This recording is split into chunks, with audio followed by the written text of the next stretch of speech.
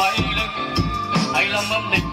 người mà dưng dưng bên kia là pháo hoa rộn ràng người đến xem hầu hàng mừng kết duyên gần vân mình là hết duyên họ anh chưa kể là còn tâm tối như rừng thông đánh cách chịu nhau lạc đàn tìm con lối để ngừng trống. Anh là một cô dòng đó vót ánh sáng đến xoay vòng giúp cho anh cả một vòng sống nhưng chẳng chịu nghe vương trầu vì nước mắt còn trẻ nên để bằng vòng mưu sinh. Anh chiêu một với lớp 10 người ta gọi là lưu linh. Anh cầm vô với sông nước và cảnh vật đây hữu tình còn người ta cho em bảo lộ hỏi tại sao chẳng thuộc về mình.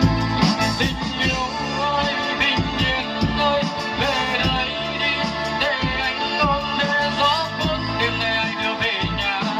để gió tăng lên câu tình ca để lên quên đi khi mùa xuân đang thầm thì nhìn người mà ra đi anh chẳng biết theo điều gì mà nghe sông tan cơn lòng như cô vì em đến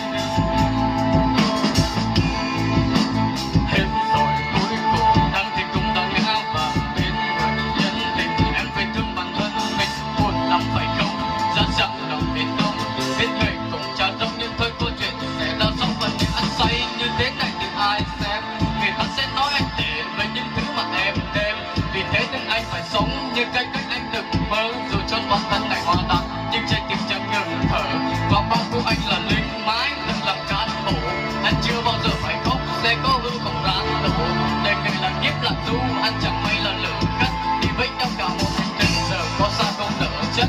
em hướng ở đời nhiên của em sáng buồn như bao người ta mà giờ ra đây mà xem có người đang lên chiều hoa.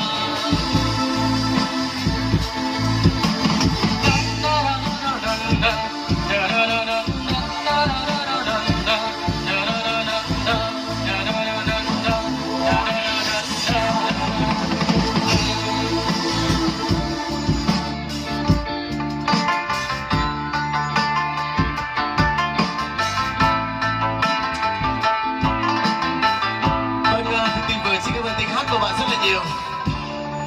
Tiếp theo kính mời tiếng hát của bạn Liên lên sân khấu ạ.